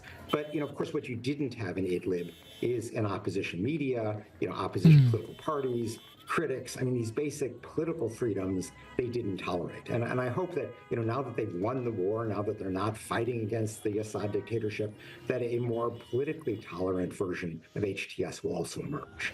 With Assad now gone and the Prime Minister essentially saying that, he will allow the people to choose their next leader, what are the main things you will be watching as a human rights group when it comes to the political transition? I think it's important to recognize that, one can't just, hold a snap election tomorrow. When you've had a brutal dictatorship like this, you really do need to prepare.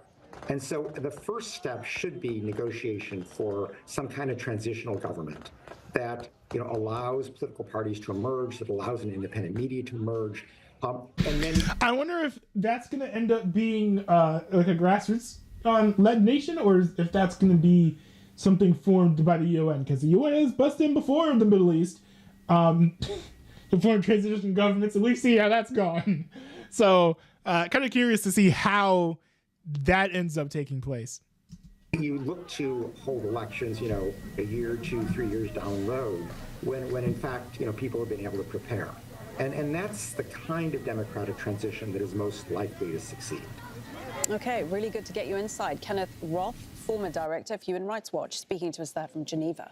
Interesting. Make sure to subscribe to our channel. Well, all in all, it sounds like the Assad regime deserved to go by the wayside. It's a shame that it couldn't go down through democratic means, as I think if there's any government that should be toppled, it should be toppled through democratic means. That's the way that I would like to see it done. It's a shame that there's no mechanism there for that to take place, but I'm relatively glad that that regime is no more. And I'm just looking to see what happens next. I hope that we don't see persecution of Christians, as Sky News Australia was indicating it might be the case. I hope that we don't see a further suppression of opposition media and opposition parties, like the former UN individuals just said on Al Jazeera, as was already happening in Idlib. But yeah, we just have to watch and see what'll happen next. These next few weeks are going to be very, very interesting in regards to what the future of Syria is going to look like.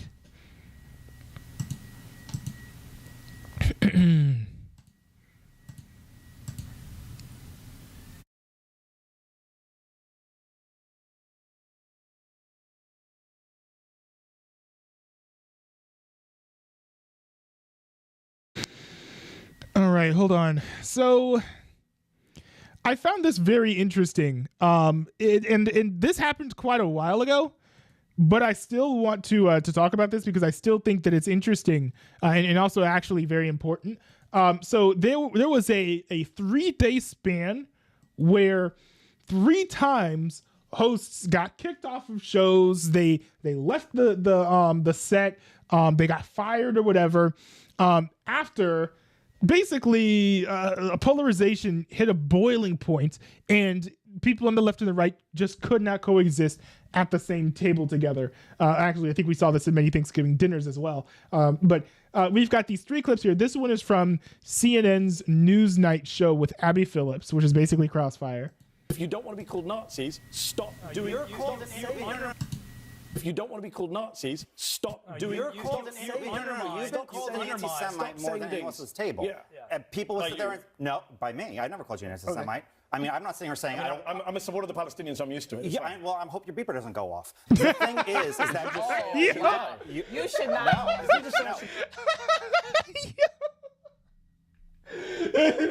That joke is still good. That joke still hits, bro. You don't call the anti-Semite more than anyone else's table. I will say that, in this moment, I think this shows the weakness of this format, because the crosstalk sort of, I think, obscured and made it difficult to understand the message that Ryan Dursty was actually trying to spread. He wasn't saying that he was anti-Semitic, but he was saying some people said that he was anti-Semitic. But when you've got crosstalk, you can't hear everything that everyone is saying. And so, talk television, talk radio, it's supposed to be a communication medium. And when you have people talking over each other, that sort of defeats the purpose. I understand that it could be entertaining. You know, I think this rose in the era of cold pizza, which eventually became First Take, and now we've got Undisputed and all these other shows on the sports side. And then we saw cable news probably looked at that and they were like, oh, that's entertaining, let's copy that. And then we've got other programs that we have on cable news today, such as Newsnight, such as The Five. You've got other programs as well. I don't think CNN, MSNBC has a show like that. But while it's entertaining, it's not conducive for communication, and it can lead to miscommunication, which leads to moments like this. Stop doing it. You've called an anti-Semite more than anyone else's table. Yeah. And people will sit there and... No, by me. I never called you an anti-Semite. Okay. I mean, I'm not sitting here saying... I'm a supporter of the Palestinians. I'm used to it. Yeah, well, I hope your beeper doesn't go off. The thing is that... Did you just say I should die? You should die. Wait, so he says, I hope your beeper doesn't go off and that you don't get killed, and he's like, you're saying I should die? Wild. Oh, did you just say I should be killed? No, I did not say that. No, I did not say that. Hold on. Did your guest just say I should be killed on live TV? I said I hope Guys, let me just stop. You said you hope my beeper doesn't go off. Because you sound like a big supporter of the Palestinians. Hamas. Guys. Now, I mean, to be fair, am I shocked that Abby Phillips doesn't have a sense of humor? No, I am not. But bro, that was pretty funny. He ended up getting fired and never permanently getting disinvited from CNN, which I think for that moment, which I think is a shame. And then we had this moment here where there was a lot of tension in this article. In this segment. And at the end, the individual on the right, I forget her name. What's her name? Amber Duke ended up saying, I'm not going to work with this person because she literally called me a Nazi and I'm not going to stand for that. There's a difference between something you and I'll defend my friend. Okay, I'll defend your friend. Oh, yeah, hold on. They were talking about the situation. But I think it's a double standard to say that Mehdi Hassan is allowed to call people Nazis and Ryan Girdusky is not allowed to. No one said that, Amber. You're Which literally pulling quotes out of... It literally happened on the segment. That's part of why he made the joke. No, we're talking about the CNN panel. We are talking about the CNN panel in which Ryan was kicked off. Do you defend him? I just said that I wouldn't have made the joke. Do you defend him? Yeah, he's my friend, and I will absolutely defend him. Okay. I think that's a mistake. I think I plan on making a video about this later, about more serious stories. But you know, it's a mistake to be like, "Oh, you're my friend. I'm going to defend whatever you've done." That's bad form. That's bad form. Don't do that. If your friend does something bad, don't defend that action. Okay. I think it's a horrible position to put yourself into, especially if you've got a friend who turns out that person's done terrible things. You know, you never want to pigeonhole yourself and put yourself in that box. But I mean, what Ryan Girdusky said was completely fine. So like, made the joke. Get a grip or get off the internet. Do one of the two. Do you defend him? Yeah, he's my friend, and I will absolutely defend him. Okay, so do you think it was okay that he said those things? I just said I wouldn't have said it. I wouldn't have called Republicans Nazis. But would you call him out for saying that? There's a difference between something you and No, I'll defend my friend. Okay, I'll defend your friend. I'm loyal. What's the line? Where's the line? Right, and that's actually a good question. Like, there should be a line where it's like, you know, if your friend kills some people, you know, probably shouldn't defend your friend. Right? Not that joke when he was being called but I agree there. Yeah, that's not the line. He wasn't being called a Nazi. It's in the clip. We just watched it. All right, we'll agree to disagree on this one, but at the end of the day, you know, when we're talking about one comment, we can't just jump all over the place. Like, we're trying to... How are we jumping all over the place? You said that Ryan Girdusky is problematic. I countered that Mehdi Hassan has a problematic history as well.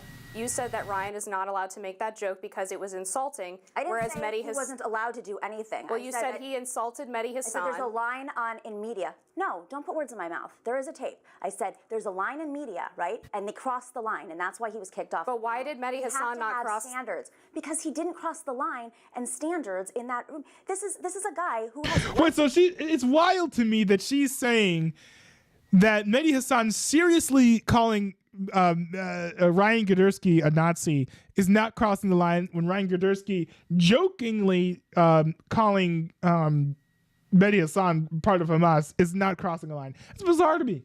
I think they're along the same lines except for the fact that Ryan Girdusky wasn't being serious. If anyone crossed the line, it was Mehdi Hassan because he was being serious, not Ryan Girdusky because he was joking. Supremacist backing. You know, no, he does not have white supremacist backing. So Richard Spencer, do you think that Richard Spencer... We already went over that. No, but no, I didn't ask you. Do I think Richard Spencer is a white supremacist? Yes. Ryan Girdusky is not backed by Richard Spencer. He wrote for him. He offered. Now, to be fair, I think Richard Spencer's changed his he's trying to do some sort of political rebranding. He's calling himself a liberal now. He did this interview / debate with Destiny on No Jumper.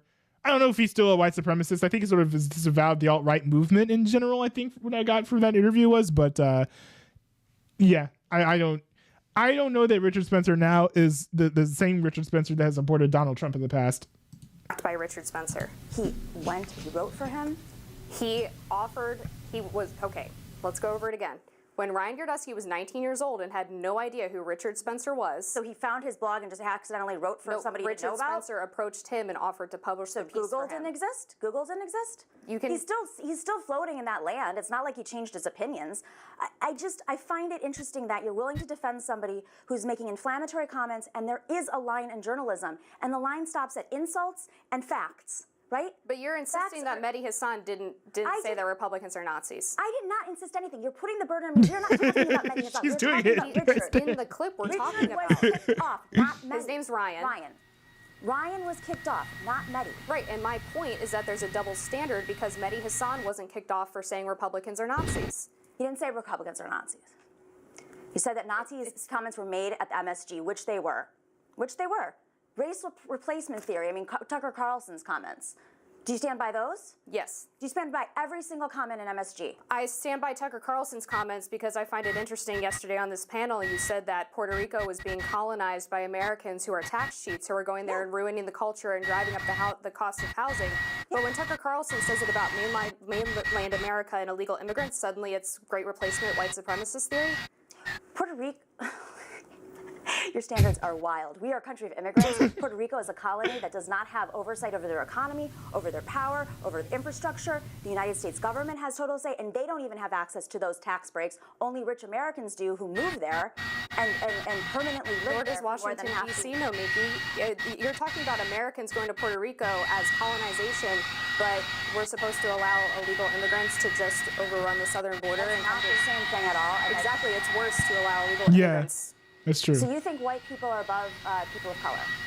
Boy, how did you get that from my comments at all? Because you're saying it's okay for white Americans to move to Puerto Rico. I'm not saying that. I'm asking you to have the same standard for Puerto Rico and the mainland. This is bizarre. This is bizarre. People are being displaced. You're not being displaced by an undocumented person who's taking low-wage jobs. You're not being displaced by them. So I'm not allowed to care about the Americans who are? There aren't. They're not suppressing wages for Americans. Why are you afraid of immigrants? Why are you afraid of immigrants? Why? I'm not afraid of immigrants. Because you don't. I support legal immigration. I'm sorry. This interview is so wild. They're like, the funny thing is that what's her name? Nomiki Kamst or whatever. Nomiki Kamst. Sorry. She said, "Oh, we're not going to jump all over the place," and then she jumps all over the place. I would have thought that she came onto the set with a pogo stick. The way that she keeps bouncing around from point to point, making all these accusations with seemingly no connection to what's actually even being told to her. It's like this is like very, very wild. It's like she's shadow boxing and she thinks that her opponent is literally in the room. It's crazy. Sure you do. Well, a lot of these people, the Haitians, were legal immigrants. You sure didn't like them. Well, they came in illegally and then they were granted temporary protected status. Which is legal. Okay. That's hilarious too. It's like she was like, yeah, well they came in illegally, and then Nomiki is like, which is legal. Hilarious moment. But the point of this video is to talk about what happened afterwards, where they had some sort of dispute. Nomiki Kamst went and railed on Amber Duke behind the scenes, screaming and stuff, saying that she was a Nazi and things. And Amber Duke was like, "Well, I'm not going to be on set with this person who is calling me a Nazi." And then lastly, there was this that happened on the third day of walk-offs. Walk-offs, like that's a sport or something. Well, let me get to, was it this part right here where Dennis Prager sort of did the same thing on a Washington Post live stream that nobody watches unless something like this happens. Here's the moment right here. Major dire warnings about Let me see. assassination Let me go back attempts. Also, It's stupid. It's crazy and it's incendiary, and it should stop everywhere. And I wish that Kamala Harris would have asked for that months ago. Ruth, before I give you a chance to answer, I should point out that Donald Trump's violent rhetoric predates the 2 assassination attempts. Also, it's not just... Donald Trump hasn't done violent rhetoric, so there's that to consider.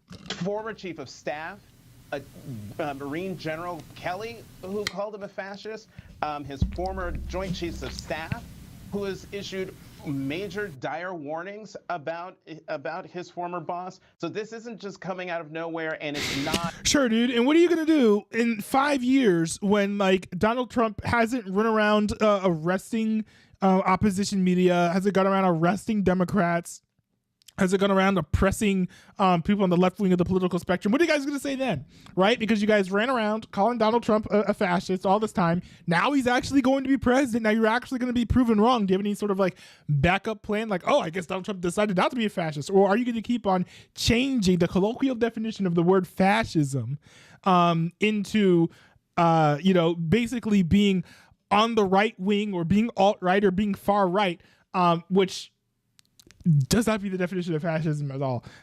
So, sorry, gets on my skin a little bit when people lie about what fascism actually looks like, just because when it actually does show up, it makes it harder to be identified.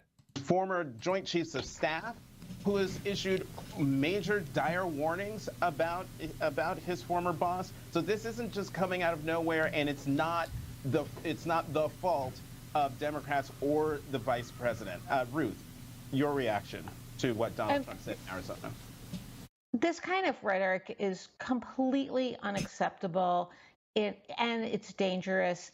And as Hugh points out, and I think acknowledges, the person who should most understand the dangerousness of this rhetoric and has thrown it back and actually unfairly blamed Democrats for the assassination attempts, which are lamentable, and thank goodness they didn't succeed, is Donald Trump. No one should use language like this, Democrat or Republican. Nobody who is on the precipice of regaining the presidency potentially should use language like that about his opponents.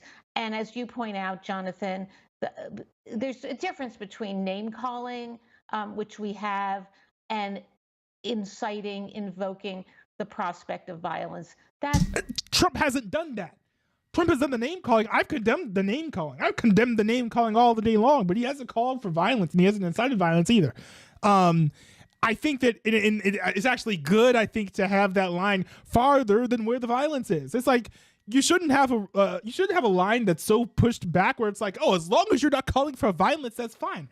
As long as you're not calling for violence, that's like the least you could ask for. That's the least you can ask for. You can also ask for civility in your discourse, which Donald Trump does not have, and I condemn the lack of civility in Donald Trump's discourse to an extent. But at the same time, while it's fair to say that some of Trump's rhetoric is unacceptable, because I completely agree, like saying that Kamala Harris has a low IQ and stuff is not only uncalled for, hasn't been proven true, probably a falsehood, and also is just like bad to do a political attack like that. Just talk about the policies, talk about the issues instead of saying, oh, you're dumb. Like, bro, are we in the playground? No, we're not. But at the same time, let's not pretend that Donald Trump is running around telling his supporters to go and commit acts of violence against Democrats, because he's not doing that. That's a very scary thing. Republicans are very quick to call out Democrats when that happens. They should call out their own when the ex-president does it. Ruth, let me stick with you, because is it me, or does it seem like this week Donald Trump is laying the groundwork for contesting the election by complaining that cheating was taking place in Pennsylvania by suing Bucks County for alleged irregularities. And this is on top of his continual assertion that if he loses, it's because of cheating. Because we all know that cheating never happens in elections, right? No one ever tries to subvert the elections.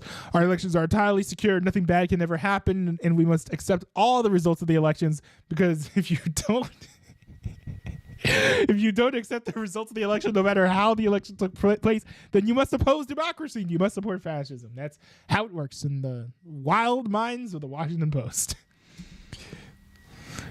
Yeah, he's been laying the groundwork for this, just not in the last week, but in the last umpty-ump months. No election can be fair in Donald Trump's mind, unless Donald Trump wins it.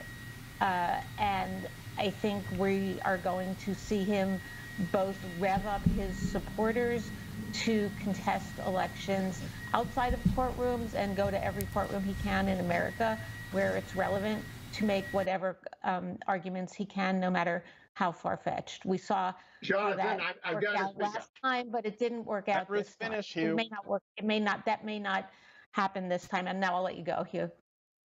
Well, I've just got to say, we're news people, even though we're at the opinion section. It's got to be reported. Bucks County was reversed by the court and instructed to open up extra days because they violated the law and told people to go home.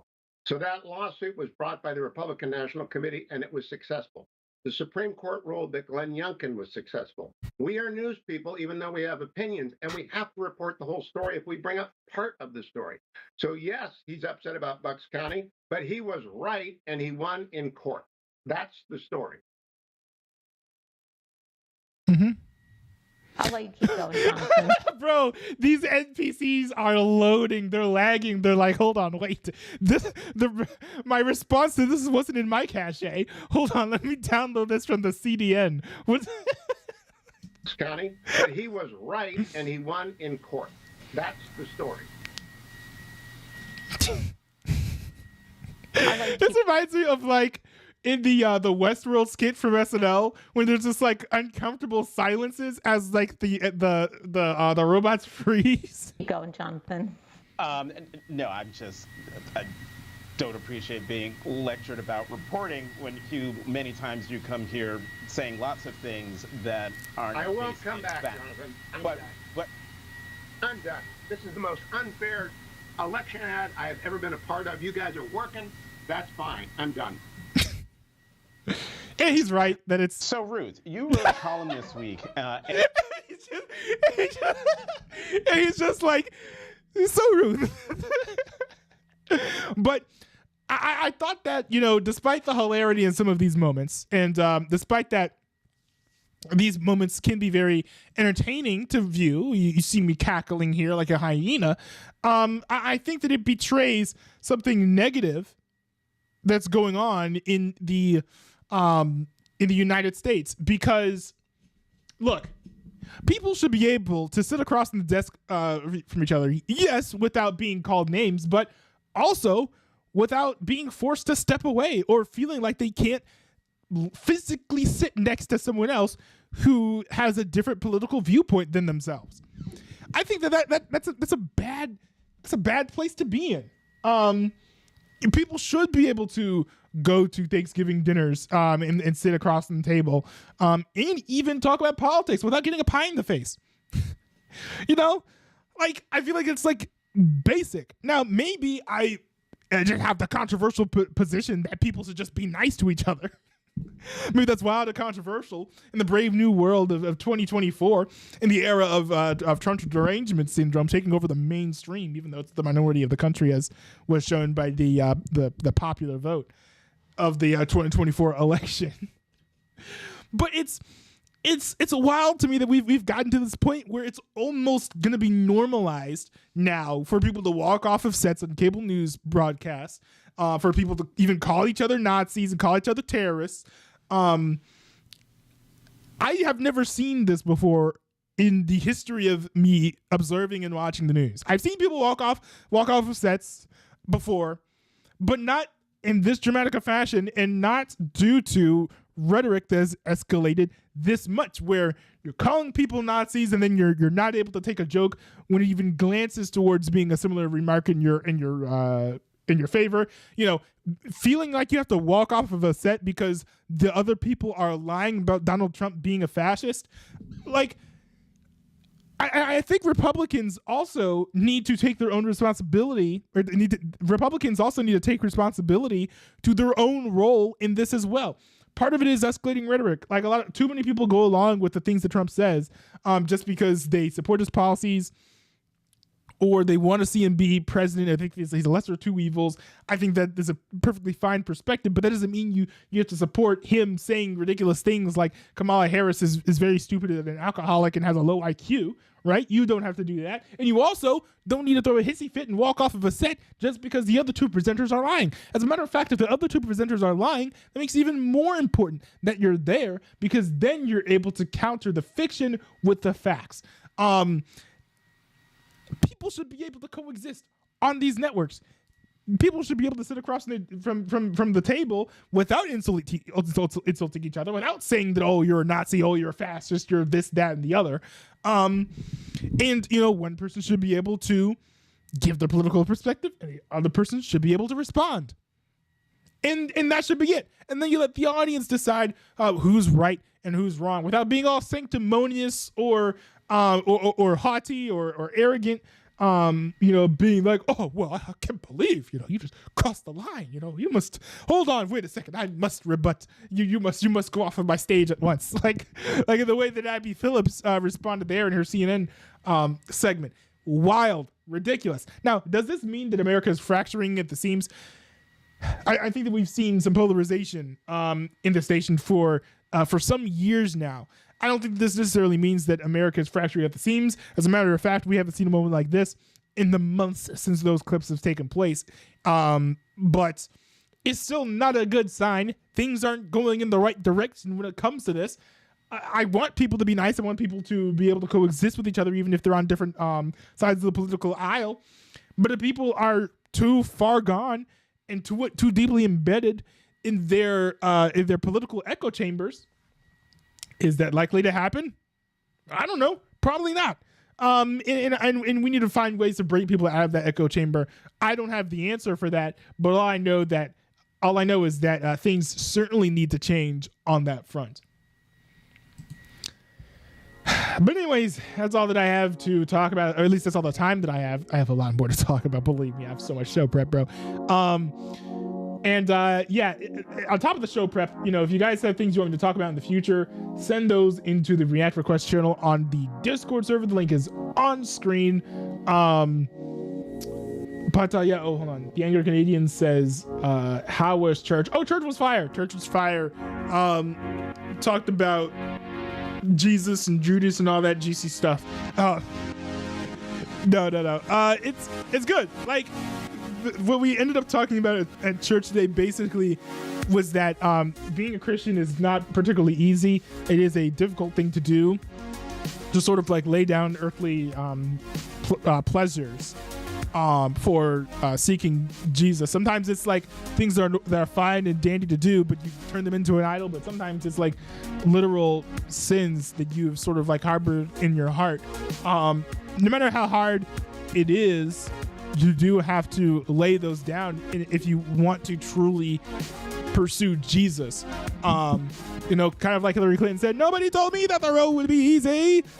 Jesus also doesn't promise that, you know, following him is going to be easy. And that's why so many people were like, you know what, I ain't about that life. And they, you know, stopped following Jesus, or they ended up turning on him, is because following Jesus is not an easy thing to do. If you want something easy, be a pagan, you know. And just go along with the whims of whatever the world is saying you should do or support, or the way you should live your life. But, you know, if that's not for you, right? If you want to seek Jesus and seek salvation, then you've got to do the hard things. You've got to do the difficult things. And you can't just do whatever you feel like, whatever your heart, because the heart is deceitful above all things. Whatever your heart is telling you should do, you've got to ultimately follow Christ and follow his word. And also gather believers around you with good counsel as well, who can help you walk through hard times and difficult moments, because it's in those moments too that one can be tempted to stray away from the truth of the gospel. So that's sort of what we covered in the sermon today. The church was so answer your questions. How was church Anglo Canadian? The answer was pretty lit. I think that's the best way to put that succinctly. But anyways, I'm out. Thanks you guys for tuning in. I will see you guys in my next stream. But in the meantime, check out the Non-Newbie Highlights channel on YouTube, where I upload a video every Monday, Wednesday, and Friday, unless I forget. I very rarely forget. So yeah, if you want me in more bite-sized pieces, that's where you go for that. But yeah, peace out, y'all. Thanks for tuning in.